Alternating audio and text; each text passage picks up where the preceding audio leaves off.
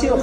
Ko'pchilik aka Kamil Karaga kuchli bu haligi nima desa bo'ladi, taxmin qiladi-yu, optiko boshqa, lekin Tayson ham sizga yaxshi bo'y ko'rsatdi.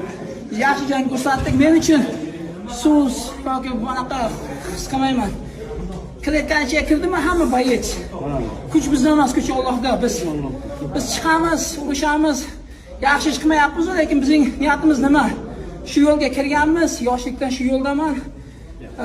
Bizda ko'p odamlar bo'ladi. Mening niyatim odamlarni birgalashtirish.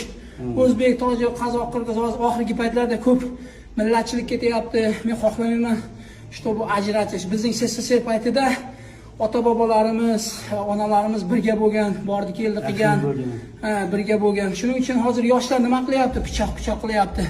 U ishlarni yig'ishtiringlar. Hamma narsa lekin ota-onaning bog'liqda. Ota-ona yaxshi qarasa, pulning orqasiga yugurmasa, farzandlarimiz yaxshi o'sadi, tarbiyali bo'ladi. Biz uchun ana shu chiqqanimizning sababi odamlarni birgalashtirish, millatparastlik qilish emas.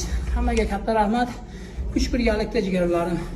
Katta rahmat, kelgusi bo'ylaringizga ham omad tilayman. Charchamay sog' bo'ling.